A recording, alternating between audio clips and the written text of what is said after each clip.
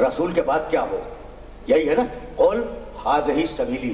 دیکھو حدیث کی طرف نہیں جا رہا ہوں میں، آیت ہدیہ کر رہا ہوں. رسول کہہ دے کہ یہ دین اسلام میرا راستہ ہے. ادعو الی اللہ، میں لوگوں کو اللہ کی طرف بلاتا ہوں. علی بصیرۃ، ڈھوک بجا کے بلا رہا ہوں، سوچ سمجھ کے بلا رہا ہوں. انا، میں بلاؤں گا. ومن اتبعنی، اور جو میرا مکمل اتباع کرے وہ بلائے گا. ہر ایرے غیرے کو بلانے کا حق نہیں ہے. پہنچ گئی بات بھائی؟ یہی سے تو میں آگے لے جاؤں گا.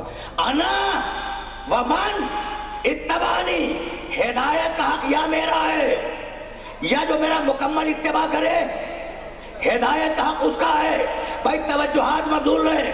میں نے اتباع سمجھ گئے، پیچھے چلنا. بھائی توجہ رہے، اتباع کا معنی پیچھے چلنا. تو یا تو ہدایت میں کروں گا اور میرے بعد ہدایت کرے گا جو میرے پیچھے چلے، مکمل زندگی میرے پیچھے چلتا رہے. اسے کہتے ہیں اتباع کرنا. میں نے حیات الحیوان دمیری میں ایک جملہ دیکھا تھا. علامہ دمیری عالم اسلام کے بڑے محقق ہیں. ان کی کتاب ہے حیات الحیوان. جانوروں کی زندگیوں پر حدیثیں جمع کی انہوں نے. نبی کی نگاہ دیکھ رہے ہو؟ ہر جانور کے سلسلے میں نبی اکرم کی زبان مطہر سے جو حدیثیں آئی ہیں انہوں نے چیپٹر وائز جمع کر دیا ہے. ہاتھی کے سلسلے میں، گائے کے سلسلے میں، بھینس کے سلسلے میں، اونٹ کے سلسلے میں، اونٹنی کے سلسلے میں روایتیں جمع کی ہیں. علامہ دمیری کی اس کتاب میں حیات الحیوان میں اونٹ کا چیپٹر پڑھ رہا تھا. تو جب میں پڑھتے پڑھتے اونٹنی پہ پہنچا تو علامہ دمیری نے لکھا، بھائی توجہات مبذول رہے، علامہ دمیری نے لکھا کہ اونٹنی اور اونٹنی کے بچے میں دوہرا ربط ہے. اگر اونٹنی کے ساتھ اونٹنی کا بچہ جا رہا ہو اور وہ رک جائے کسی سبب سے تو ماں اس وقت تک آگے نہیں بڑھے گی جب تک وہ بچہ اس کے پاس نہ آ جائے. اور اگر اونٹنی کو علم نہ ہو وہ نکل جائے اور تم بچے کو پکڑ لو تو وہ اچھل کر کود کر جان کو چھوڑا کر بھاگ کر اپنی ماں کے پاس چلا جائے گا. سن لیا تمہیں؟ دوہرا رشتہ ہے نا. ماں رک کے پکار لیتی ہے اور اگر ماں نہ دیکھ سکے تو بچہ کود کے اپنی ماں کے پاس پہنچ جاتا ہے. خدا کی قسم میں نے ذاتی تجربہ کیا. خواجہ کمیر صاحب گواہ ہیں اس بات کے کہ میں گاڑی ڈرائیو کرتا ہوا کراچی سے لاہور آ رہا تھا اور راستے میں ایک ریوڑ تھا اونٹوں کا. ایک انتہائی خوبصورت بچہ تھا. یہ ابھی 1-1.5 مہینے پہلے کی بات ہے. میں نے ان چرواہوں سے کہا کہ بھئی یہ بچہ میرے قریب لاؤ. گاڑی روک لی، قریب لاؤ. وہ گئے، انہوں نے بچے کو پکڑا.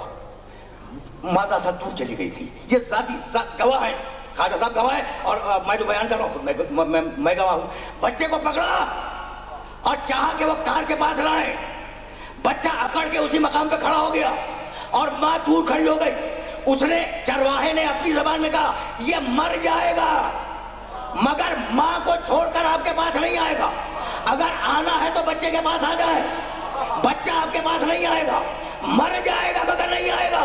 بھئی یہ جملہ پڑھنے کے بعد مجھے علی کا وہ جملہ یاد آ گیا، کنتو اتبعہ اتباع الفصیل اثر امہ. میں اپنے محمد کے پیچھے ایسے چلتا تھا جیسے اونٹنی کا بچہ اپنی ماں کے پیچھے چلتا ہے.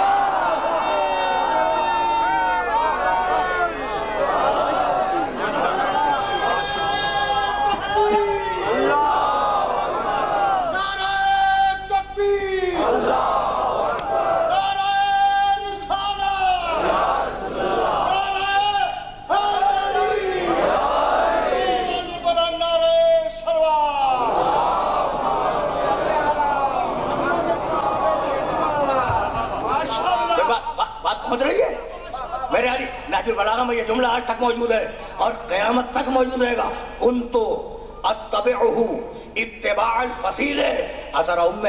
میں بچپنے میں اپنے نبی کے پیچھے ویسے چلتا تھا جیسے اونٹنی کا بچہ اپنی ماں کے پیچھے چلتا ہے. مکمل اتباع کس نے کیا؟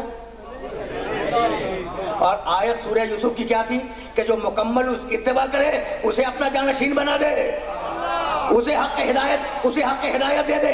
بھائی کنکلوڈ کرنا بڑے نازک مرحلے ہیں اور آج میں نے چاہا کہ اپنے سننے والوں کو روکوں فقط آیات پر، لیکن روکے رہنا.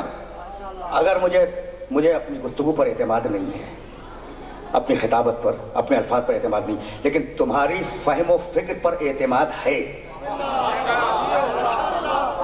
اس لیے میں نے یہ مسئلہ چھیڑا ہے اور اگر یہ مسئلہ پہنچ گیا تو بہت بڑا مسئلہ حل ہو جائے گا. تو آیت نے کیا کہا؟ جو نبی کا مکمل اتباع کرے ہدایت کا حق اس کا ہے.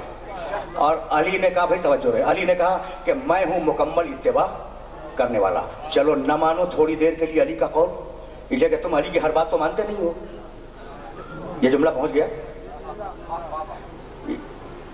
اگر پہنچا ہوتا تو پھر کہنے کی ضرورت نہیں تھی. بھئی ہم تو وہ ہیں کہ علی کی ہر بات مانتے ہیں اور قیامت تک مانیں گے چاہے جان ہی کیوں نہ چلی جائے. تو یہ جو میں نے کہا کہ تم تو علی کی ہر بات نہیں مانتے, تو مخاطب تم ہو, مراد کچھ اور ہے.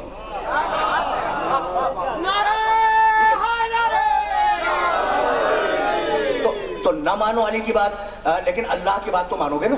اب وہ آیت پڑھ رہا ہوں جو تم نے کئی ہزار مرتبہ سنی ہوگی, اور اگر وہ آیت پہنچ گئی تو اب یہاں سے میں پھر آگے بڑھ جاؤں گا. وَأَنذِرْ سورہ شعراء 26واں سورہ قرآن کا. وَأَنذِرْ عَشِيرَتَكَ الْأَقْرَبِينَ. حبیب, بھائی توجہ رہے, حبیب اپنے قریبی رشتہ داروں کو بلا, اور بلانے کے بعد اپنے نبی ہونے کا اعلان کر دے.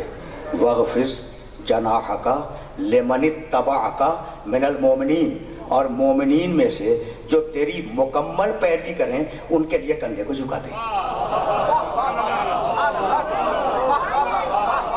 میں نے فقط آیت کا ترجمہ کیا ہے, میں نے فقط آیت کا ترجمہ کیا ہے, اور جا کے دیکھ لو مترجمین نے یہی ترجمہ لکھا ہے, یعنی وغفظ جھکا دے, جناح کا اپنے کندھوں کو, لمن اتبعک من المومنین مومنین میں سے جو تیرا مکمل اتباع کریں ان کے لیے کندھے کو جھکا دے. تو جو بھائی توجہ رہے, مومنین میں سے جو تیرا مکمل اتباع کریں ان کے لیے کندھے کو جھکا دے. جس کے لیے رسول کا کندھا جھکا وہ مکمل اتباع کرنے والا, اور جو مکمل اتباع کرنے والا وہ رسول کا جانشین. طے ہو گئی نا بات, طے ہو گئی. پھر سننا, جس کے لیے رسول کا کندھا جھکا وہ مکمل اتباع کرنے والا, اور جو مکمل اتباع کرنے والا وہ رسول کا جانشین. تو مسئلہ کل اتنا ہے کہ رسول کا کندھا جھکا کس کے لیے. تو تاریخ سے نہ پوچھنا, میدان مکہ میں علی کو بت توڑتے ہوئے دیکھنا, رسول کو کندھا جھکاتے ہوئے دیکھنا.